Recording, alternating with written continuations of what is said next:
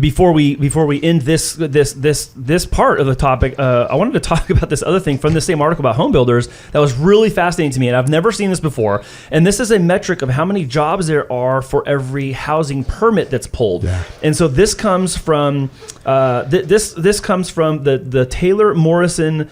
They're a national home builder, and this is the quote. One metric I like is how many jobs are we producing relative to how many housing permits we're producing, said Eric Hauser, Executive Vice President and Chief Corporate Operations Officer at Taylor Morrison.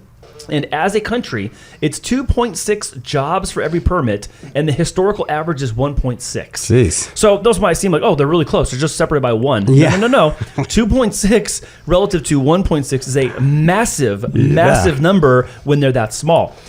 So I've never seen this ratio before. That's crazy. It's actually very interesting to me, but it does go to show back to the point about, well, when there's demand and people want housing, then they can justify spending on the construction side to build the houses. And having more jobs for every permit right now means two things. Number one, lots of jobs. Number two, we need more permits. We need more permits. And to put it into perspective, if you're looking to buy or you're waiting for the prices to come down, right from the same article, it says home builders aren't building enough houses to cover the gap anytime in the next 10 years. 10 years. So if you're looking for prices to come down, drop, or crash, you'll be waiting for, up to 10 years based on the present data that we have right now. Yeah. Unreal. Isn't that crazy? That's ridiculous. 10 years. 10 years. Like in 10, how old are you going to be in 10 years? I'll be 39. Will you really? Yes. Wow. How old will you be in 10 years? No, don't even. Hey. Hey, there's a 6 handle 69. on the front. I'm like wine. Okay. You know? Yeah, each like fine wine.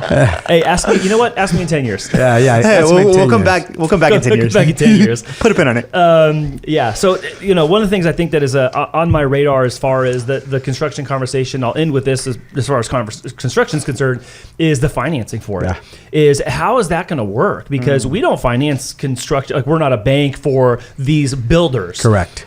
So, there has to be someone in the game that sees the vision of that and the value of doing that on behalf of builders so that builders can build homes. And so I think when we go upstream in this topic and we look a little further upstream, I think that might actually be one of the main problems that has to get solved in this 10-year run.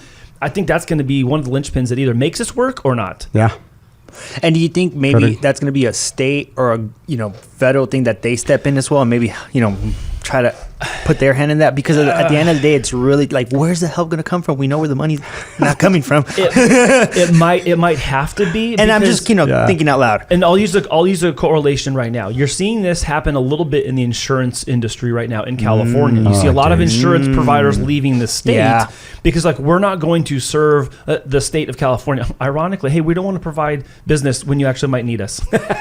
Well, it's just the most insurable. But now it becomes it's just the cost, right? It's hazard, fire, everything. We're very prone to. It's like, hey, we have auto insurance, so in case you get in a car accident, you get your car fixed. Like, oh, you guys have accidents? We're not going to insure yours. We're not going to insure cars anymore.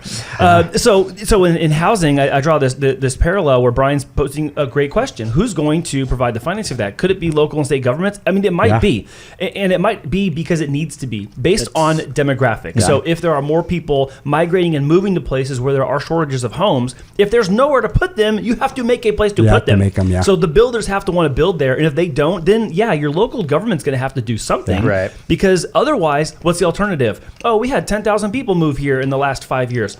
And they're all homeless. Okay, wait a minute. That's not going to work either. We don't need more of those in downtown. Well, there's a social and not just San Diego, but there's a social consequence for that and an economic consequence for that. So they will at some point go, what's the lesser of two evils, or where's the fork in the road where we just make the decision to finance land or help builders or give them subsidies or tax breaks or whatever, and then you're going to see people pissed off about that, like, oh, you're just helping big corporations. Like, well, we're keeping people off the street. So there's 100%. That side of the conversation. Or let Blackstone come in here and buy more. Well, that's scary. Rent Nation. Yeah, that's your. I think that's. You will own nothing and be happy. Okay.